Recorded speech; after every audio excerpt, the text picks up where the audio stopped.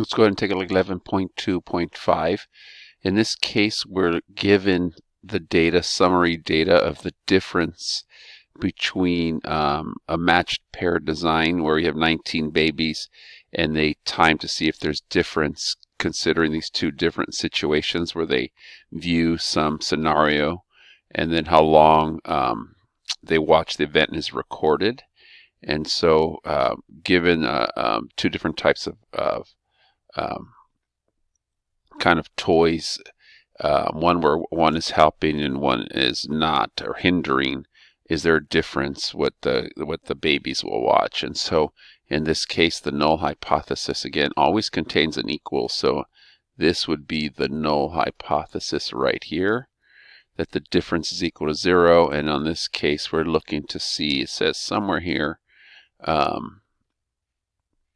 as we look at that here, I know it says somewhere is the mean difference greater than, I'm looking for that language there because I know we're comparing here. It says assuming the difference is if the difference of the amount of time we'll watch the toys versus the hinderer versus the helper is greater than 0 at all. So that's where the mean difference is greater than 0. And so in this case, since we don't have the data, we have it summarized, you will have to use the test statistic, that equation here, to determine the test statistic here.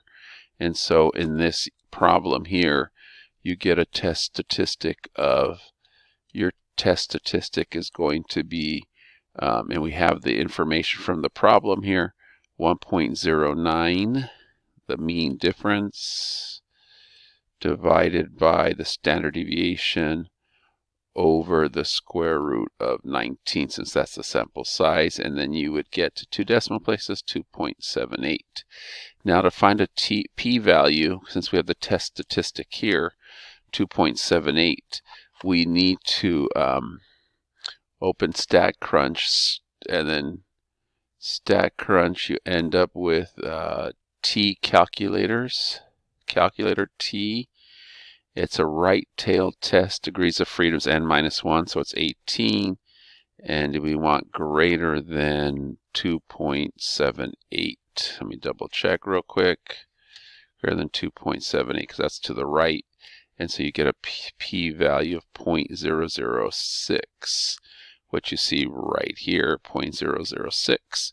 And because of that, you reject the null hypothesis since this is way less than 0. And so that's how you would do this. Because we don't have the data, you actually had to calculate the critical t-value on your own first.